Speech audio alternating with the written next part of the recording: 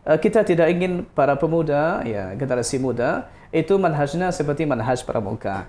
Ya. Maksudnya di sini senang, di sana senang. Pokoknya ambil aja lah yang baik. Baik di sini ambil, baik di sini ambil, baik di sini ambil. Gitu. Masalahnya begini, kita belum punya kunci, kita belum punya ilmu untuk mengukur baik itu baik atau yang buruk itu buruk.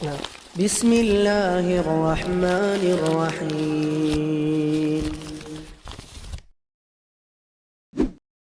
Assalamualaikum warahmatullahi wabarakatuh. Innal hamdalillah nahmaduhu wa nasta'inuhu wa nastaghfiruh wa na'udzu billahi min syururi anfusina wa min sayyiati a'malina man yahdihillahu fala mudilla lahu wa may yudlil fala hadiyalah.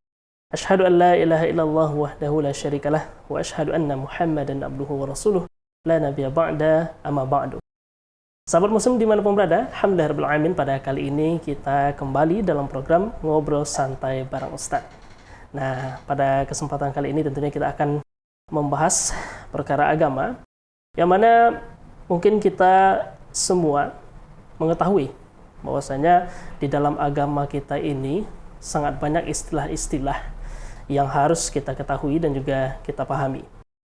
Mulai dari akidah, kemudian fikih, ada istilah sunnah, ada istilah mazhab, dan juga ada istilah manhaj. Nah, pada kali ini tentunya kita akan membahas terkait salah satu istilah ini, yakni manhaj. Apa itu manhaj? Yang terkadang banyak dari kaum muslimin yang menyamakan manhaj itu dengan mazhab. Tentunya kali ini kita akan kupas bersama dengan guru kita, yakni Al-Ustaz Abu Muslim Al-CMA Hafizahullah Ta'ala. Assalamualaikum Ustaz. Waalaikumsalam warahmatullahi wabarakatuh. Masya Allah. Gimana kabarnya Ustaz? Alhamdulillah. Masya Allah. Lama tidak berjumpa ya Ustaz. Alhamdulillah. Beberapa episode sebelumnya bersama Ustaz juga di sini ya Ustaz. Iya. Masya Allah. Tapi Ustaz, kali ini tema kita yang akan kita bahas adalah terkait dengan manhaj Ustaz. Terlebih generasi muda Islam ini perlu kita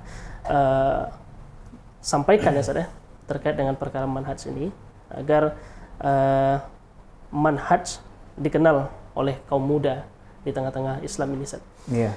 Nah, terkait dengan manhaj ini Ustaz, sebenarnya pengertian dari manhaj itu apa sih Ustaz? Nah, secara istilah dan juga dalam syariah kita nih Ustaz. Alhamdulillah wassalatu wassalamu ala Rasulillah wa ala alihi wa sahbihi wa mawalaha ma ba'd. Manhaj ya. Kalau kita kembalikan ke bahasa Arab berarti ada 4 huruf, ada mim, ada nun, ada ha, ada jim. Mengetahui makna kata ini secara bahasa sangat mendukung untuk benar memahami kata ini secara istilah atau seperti apa dipakai orang. Kata manhaj dalam bahasa Arab ini dianggap dia polanya masdar mimi, masdar yang diawali dengan mim. Masdar ni kata benda. Kurang lebih maknanya jalan. Jalan. Atau metode. Adapun kata manhaj dalam syariat kita maknanya adalah metode memahami agama. Agama kita ini sudah sempurna dan tidak perlu dikeragui lagi sedikit pun darinya. Hanya saja terkadang Allah Subhanahu wa taala memberikan kita potensi akal berbeda-beda. Ada yang Masya Allah bisa hafal langsung, ada yang bisa paham langsung, ada yang tidak. Dan Allah Subhanahu wa taala telah meridai generasi-generasi yang ada di zaman Nabi, zaman sahabat, zaman tabi'in, dan mereka sudah Allah rekomendasikan dengan surga dan dengan ridhanya. Otomatis mereka yang membawa agama ini tentu punya metode. Tentu punya metode. Bagaimana cara mereka memahami agama, dari mana agama ini diambil, kemudian bagaimana juga cara mengolah dalil, kemudian bolehkah kita menggunakan akal lebih daripada dalil yang ada dari ayat dan sunnah. Ini sebetulnya lebih kepada pondasi-pondasi, rambu-rambu, metode-metode untuk kita memahami agama. Ini kata manhaj. Dan tersebut dalam ayat di surat Al-Maidah ayat ke-48 disebutkan walikullin ja'alna minkum syir'atan wa minhaja. Dan setiap umat itu kami jadikan baginya ada syariat, ada minhaj. Disebutkan oleh Abdullah bin Abbas radhiyallahu anhuma, kata minhaj atau manhaj di sini maknanya adalah sunnah. Berarti kurang lebih kalau orang bertanya, apa itu manhaj? Berarti ukuran standarnya adalah benarkah dia bersunnah kepada sunnah Nabi SAW, baik teorinya atau prakteknya. Kurang lebih begitulah kata manhaj. Nah, terkadang ini kan disamakan dengan mazhab gitu Ustaz. Iya. Nah, Sama atau berbeda nih, Ustaz? Baik. Madhab sebetulnya dengan manhaj ini minimal ada dua perbedaan. Pertama dari sisi sasarannya. Kalau madhab ini sasarannya adalah itu masalah-masalah fiqih. Dan kita kenal ada madhab Hanafi, ada Maliki, ada Syafi'i, ada Hambali, juga ada madhab Zahiri. Bahkan juga ada madhab yang sebetulnya itu tidak muncul seperti madhab At-Tabari, madhab Al-Thawri, madhab Al-Laythi. Yang dimaksud dengan madhab ini adalah metode ulama dalam memahami dalil-dalil fikih, dalil-dalil hukum. Sehingga nanti lahirlah dengannya ada hukum wajib, ada hukum sunnah, ada hukum mubah, ada hukum makruh, ada hukum haram. Berarti pengolahan dalilnya lebih kepada masalah fikih, masalah hukum, dan nanti akan lari ke 5 hal ini. Sementara kalau manhaj ini kaitannya dengan sunnah dan bid'ah. Pembahasannya bukan masalah wajib, haram bukan. Pembahasannya masalah sunnah dan bid'ah. Contohnya apakah begini? Contoh ini sunnah atau tidak? Atau ini sudah termasuk ke pemikiran ahlul bid'ah? Ini dimaksud dengan manhaj. Kemudian yang kedua, perbedaannya adalah kalau madhab, kita boleh memilih salah satu dari madhab yang kita rasa lebih dekat contohnya kepada dalil. Ya. Contohnya begini, secara umum kita bermadhab Syafi'i. Tapi dalam masalah tertentu kita boleh pindah ke madhab lain dengan alasan kita mungkin melihat dalilnya lebih dekat kepada kebenaran, contohnya begitu. Tapi bolehkah kita contohnya kita secara umum bermadhab Ahlus Sunnah tapi nanti sekali pindah ke Syiah. Bolehkah begitu? Oh, ini tidak bisa. Berarti di sini kita paham manhaj itu harga mati. Tidak boleh kita menyimpang sedikit pun darinya.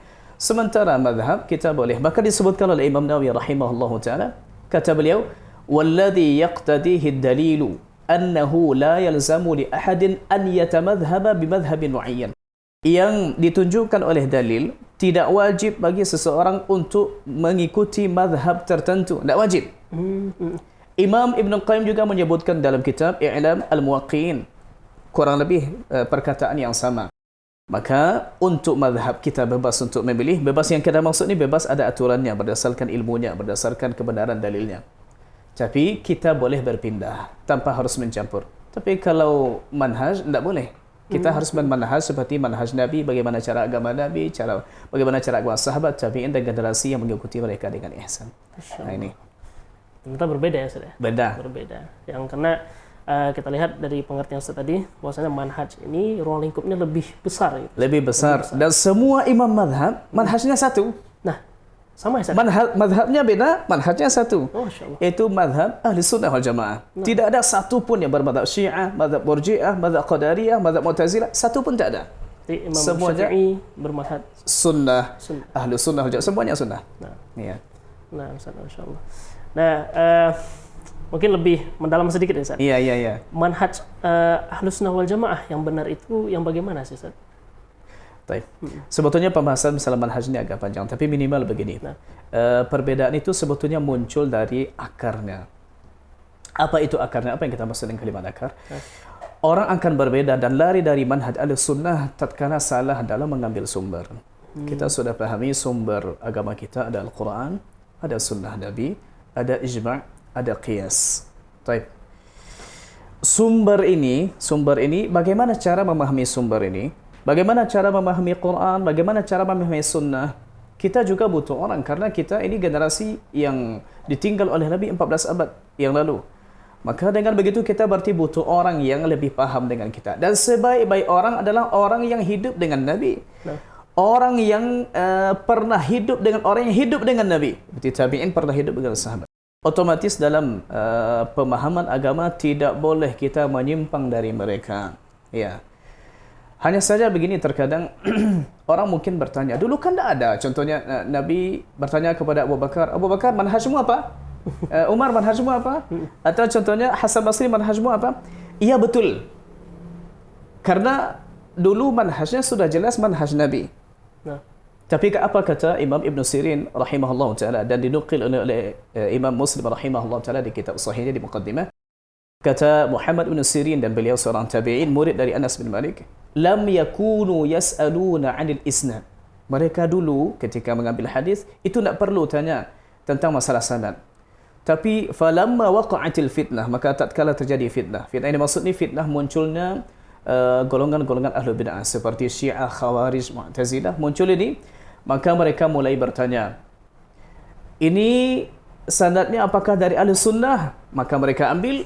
Ini sanadnya apakah dari ahli bid'ah? Maka mereka tinggalkan.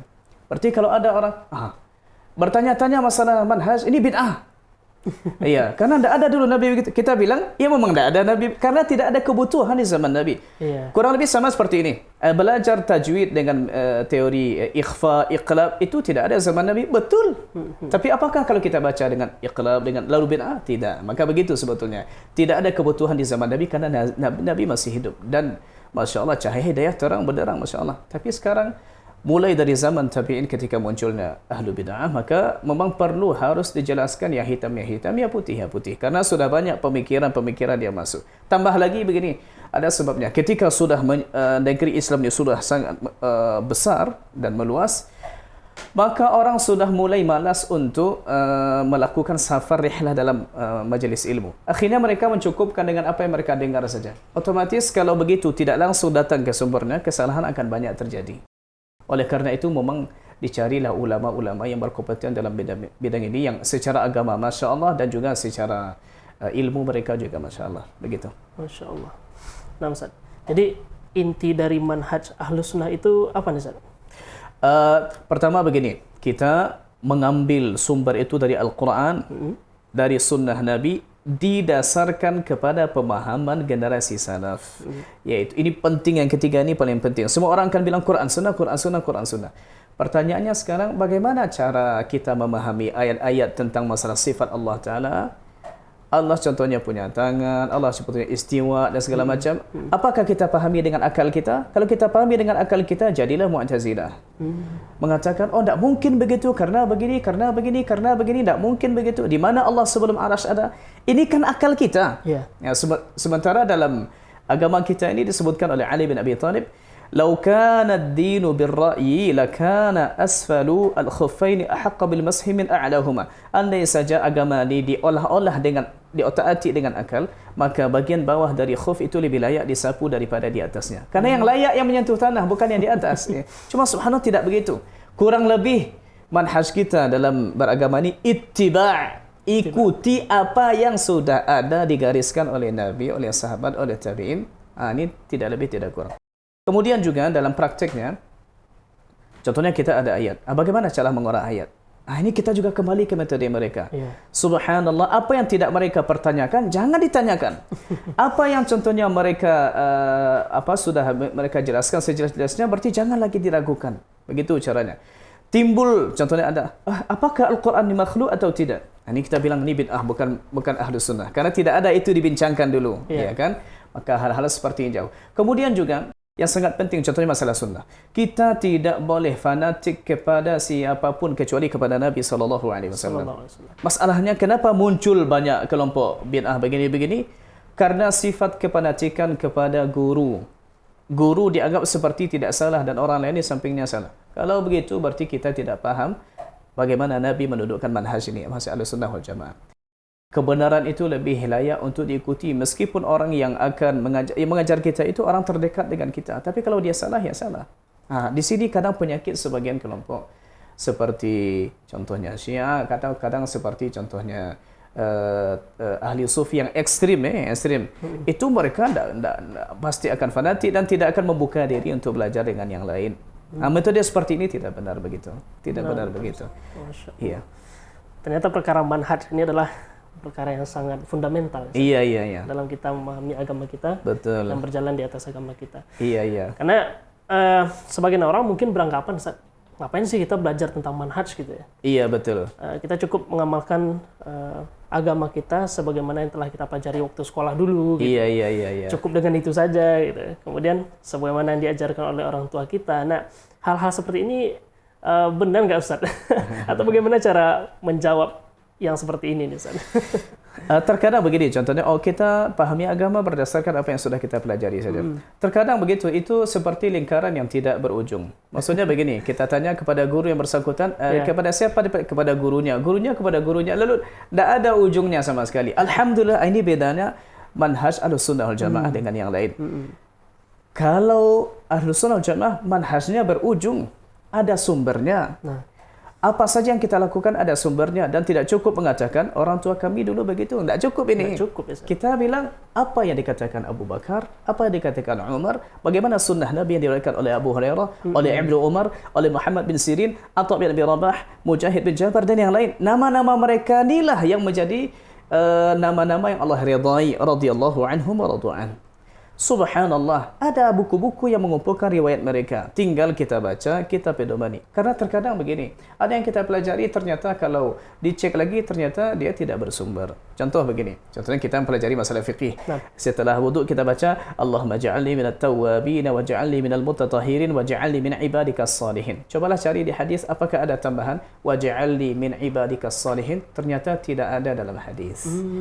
Dan kita mencukupkan, loh memang saya belajarnya begitu dulu dari guru saya, begitu kan? Dalam doa contohnya seperti doa duduk antara dua sujud. Rabbighfirli warhamni wajburni warfa'ni warzuqni wahdini wa'afini. Nah, saya yakin pemirsa bilang wa'fu anni sebagian. Sementara ternyata kalau kita rujuk ke kitab aslinya, ternyata itu cuma 7. Rabbighfirli warhamni wajburni warfa'ni warzuqni wahdini wa'afini.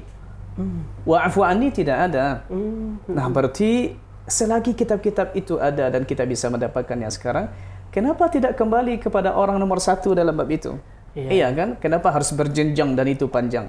Iya, maka ini benda Ahlus Sunnah wal Jamaah. Mereka pastikan apa yang mereka amalkan itu ada dalilnya dan sahih dari Nabi SAW. Karena nanti kalau ternyata diamalkan, ternyata hadisnya dhaif. Ini bisa jadi jatuh ke bid'ah. Mengamalkan sesuatu tidak berdalil. Oh, ada dalilnya Ustaz, tapi dhaif. Sama saja tak ada dalil. Berarti jatuh ke bid'ah jadinya. Berarti tidak cukup dengan mengatakan ada dalilnya. Oh enggak, harus apakah dalilnya ini layak dipakai atau tidak. Karena kadang begini, masalahnya bukan di Nabi. Nabi bohong karena ada hadisnya. Tak. Waliyazubillah kita bilang begitu. Contohnya begini, kita di rumah kita ternyata kita buka air keran. Ternyata airnya busuk, bau bangkai. Kita marah-marah ke orang PDM. Ternyata subhanallah kita lihat air tetangga bersih ternyata. Ternyata salahnya pas di tempat airnya kita itu ada contohnya tikus yang mati contohnya. Lalu masuk ke rumah kita setelah terkontaminasi dengan bangkai tikus ini. Padahal di samping tidak ada masalah. Nah, begitu kurang lebih. Nabi ucapannya diambil semuanya. Hanya saja ada orang yang sematkan kepada Nabi ucapan tapi bukan ucapan Nabi. Berdusta atas nama Rasulullah. Iya, hadis dhaif. Palsu. Nah, tentu jika berkaitan dengan manhaj ini, ada manhaj Ahlus Sunnah wal Jamaah dan juga ada manhaj lainnya yang kita ketahui bahwa Ahlus Sunnah wal Jamaah adalah manhaj yang benar itu. Iya, betul. Nah, tentu pasti ada yang namanya perbedaan itu. Betul. Pasti ada nama perbedaan. Nah, terkait dengan perbedaan manhaj ini, apakah setiap perbedaannya itu perlu cukup ditoleransi saja begitu, tanpa perlu dipermasalahkan gitu? Ya, buat saya, buat kamu gitu. Iya. Nah, gimana yang seperti ini? Sebetulnya sebagian mungkin berdalih lah kalau tidak berdalil karena sebetulnya dalil tidak sahih. Ada yang mengatakan nata'awanu fi ma ittafaqna wa natasamahu fi ma ikhtalafna. Kita saling tolong menolong pada hal-hal yang kita sepakati, tapi pada hal-hal yang ada perbedaan kita enjoy aja lah begitu. Maksudnya tidak usahlah kita permasalahkan, tidak usahlah musuh-musuh, ngapain kita kelahi sesama kita begitu kan ya. Sebetulnya hal seperti ini itu ada benarnya, ada salahnya. Ada benarnya, ada salahnya. Kalau kita bilang dalam hal-hal yang kita sepakati kita tolong menolong, ahlan wa sahlan. Tapi pada hal yang kita berbeda lalu kita toleransi, tidak semua masalah yang berbeda itu babnya harus kita diamkan saja begitu. Ya, kamu, antum, ana, bukan. Andai contohnya begitu, kenapa ulama membuat buku sebanyak itu menjelaskan tentang bagaimana kesesatan Mu'tazilah, kesesatan Syiah, Khawarij dan segala macam, dan sampai sekarang buku itu kita baca dan kita nikmati sampai sekarang. Berarti kalau para ulama menjelaskan tentang itu, menjelaskan itu babnya lebih kepada supaya orang tidak terjatuh kepada keburukan. Berarti harus kita jelaskan. Oh, ternyata nanti dia tidak mau menerima apa yang kita sampaikan. Ya terserah. Yang penting itu dijelaskan. Bukan berarti babnya toleransi, berarti kita semua balik kanan aja, enjoy aja, kita lambai tangan aja, tidak usah kita. Bukan begitu. Dan ada suatu kaedah yang juga salah dipahami. Ada mengatakan bahwasanya la inkara fi masailil khilaf. Sebetulnya kaedah ini juga tidak benar. Tidak boleh diingkari masalah khilafiyah. Yang lebih benar kaedahnya adalah la inkara fil masailil ijtihadiyah. tidak boleh diingkari masalah-masalah yang sifatnya masih ijtihadi, bertumpu kepada pendapat-pendapat para ulama saja ketika tidak ada dalil. Okey, ini tidak ada masalah. Maka yang penting kita garis bawahi dalam bab ini adalah bahwasanya manhaj Ahlussunnah wal Jamaah ini di antaranya, ini banyak sekali masalah iman. Kita harus mengakui bahwasanya amal itu masuk dalam masalah iman. Hanya saja tidak semua amal yang akan menjadikan sah tidaknya iman. Karena begini masalahnya. Contohnya, ada Mu'tazilah mengatakan bahwasanya begini, atau orang mengatakan bahwasanya begini, hendak iman itu hanya di hati saja. Apa saja yang dilakukan oleh mata, ini itu bukan masalah iman. Ya. Berarti tidak ada imbasnya kita takutkan nanti begini. Berarti kalau ada pemuda yang contohnya dia melihat pemandangan-pemandangan yang tidak ada, itu tak ada pengaruhnya kepada iman, imannya masih seperti iman Jibril dan iman malaikat. Ini salah yang seperti ini. Atau contohnya memahami bahwasanya Al-Quran itu merupakan kalam Allah, tapi terjemahan dari Jibril, bukan kalam Allah. Itu juga tidak benar. Atau mengatakan contohnya Allah Subhanahu wa taala itu tidak mungkin dilihat di surga pada hari kiamat. Ini juga tidak benar. Ya. Kemudian contohnya di antara hal-hal lain yang penting di lapangan ini yang lebih real, yaitu masalah contohnya bagaimana sikap Ahlussunnah wal Jamaah dalam memberikan nasihat kepada pemimpin. Nah, ini penting sangat. Sebagian orang terkadang begini, terkadang karena terlalu semangat maka dia ingin munculkan nasihatnya itu, tapi dimunculkan dalam bentuk celaan, cacian, dan itu pun disebarkan di khayal ramai. Sekarang ini praktek langsung ini bagaimana kita mendudukkan masalah manhaj. Bagaimana cara Nabi memberikan kepada kita, itu cara kita atau kiat kita menasihati pemimpin. Ternyata kata Nabi, fala tubdihi alaniyatan. Jangan disampaikan itu di khayal ramai, tapi antara kita dengan dia, antara kita dengan pemimpin. Bukan berarti contohnya, ini apa nih orang-orang salaf nih? Tak ada, apa saya ke pemimpin diam je. Pemimpin macam Tuhan. Oh, kita bilang tidak. Kita nasihati. Ada kesempatan kita, bahkan kita sempatkan untuk menasihati. Dan tak boleh contohnya, ini pemimpin apa nih, kampanyenya begitu tapi tak ada buktinya sama sekali. Turunkan. Kita jangan pandai menurunkan saja. Gantinya mana? Ya, diturunkan terus ternyata gantinya lebih buruk. Ini bukan manhaj Ahlussunnah. Ahlussunnah menasihati.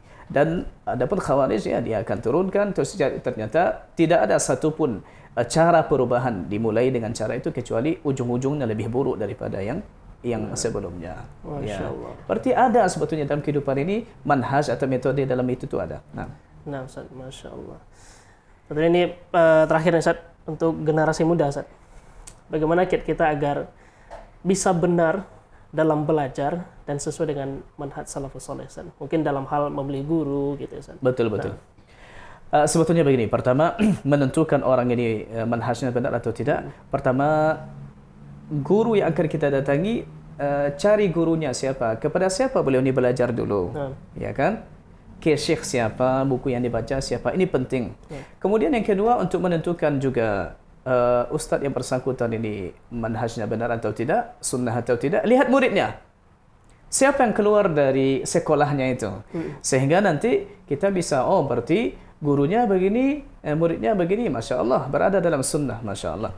Kemudian yang ketiga, juga kita bertanya kepada guru-guru senior, betulkah yang beliau ini itu sesuai manhajnya atau tidak? Ya, karena kita kan kurang ilmu dalam bab ini. Maka tentu kita mengamalkan firman Allah Ta'ala, wa fawqa kulli dhi ilmin alim, di atas orang berilmu masih ada orang berilmu lagi. Maka kita numpang istilahnya, numpang amanah kepada beliau. Kemudian yang juga tidak kalah penting adalah bahwasanya kita ketahui siapa teman-temannya, dengan siapa beliau ini berteman. Karena disebutkan oleh para ulama, yakni untuk melihat itu, maka lihat siapa akhdannya, siapa orang-orang yang duduk dengannya. Disebutkan oleh Imam Al-Auza'i, ulama besar dari Syam, beliau sebutkan begini, man satara alaika bid'atahu lam takhfa alaika ulfatuhu. Siapa yang menutup bid'ahnya darimu, dia mungkin bisa bersandiwara, membuat drama. Saya tidak begitu, saya sesuai dengan anda, bendera kita sama contohnya. Tapi siapa yang bisa menutup bid'ahnya darimu, dia tidak akan bisa menutup temannya darimu. Karena temannya tidak bisa ditutup. Dia duduk dengan siapa, Kemudian yang mendatanginya siapa? Kemudian dia akrabnya dengan siapa? Berada di suatu tempat dengan siapa? Dalam dakwah dia berdakwah dengan siapa? Ini penting sangat untuk mengukur benar tidaknya manhaj seseorang. Dan kita tidak ingin para pemuda, ya generasi muda itu manhajnya seperti manhaj pramuka. Ya. Maksudnya di sini senang, di sana senang. Pokoknya ambil aja lah yang baik. Baik di sini ambil, baik di sini ambil, baik di sini ambil. Gitu. Masalahnya begini, kita belum punya kunci, kita belum punya ilmu untuk mengukur baik itu baik atau yang buruk itu buruk. Boleh jadi menurut kita baik, tapi ternyata dalam syariat tinjauannya tidak seperti itu. Khawatir nanti kita terbawa. Dilihat penampilannya Masya Allah, orasinya Masya Allah, kemudian senyumnya Masya Allah, kemudian jamaahnya banyak Masya Allah. Lalu kita tergiur dengan itu. Lalu ujung-ujungnya nanti kita terbawa sedikit demi sedikit. Dan mulai, kalau sudah fans hati ini sudah mulai tertarik dengan seseorang, susah untuk membalikkannya. Yeah. Maka orang akan selalu mencari pembenaran. Tak begitu, maksudnya begini, saya pun begitu jadinya kan. Maka kita sarankan kepada generasi muda, jadikan manhaj ini harga mati. Kemudian yang kedua, pilih-pilihlah betul siapa yang akan kita jadikan guru.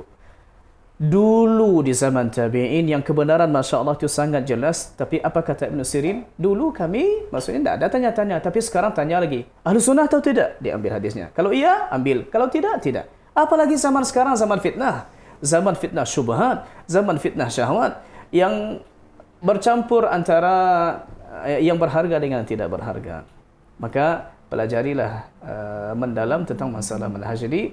Utamakan dalam dakwah kita akidah. Masukkan akidah dalam tafsir, masukkan akidah dalam hadis, masukkan akidah dalam fiqh.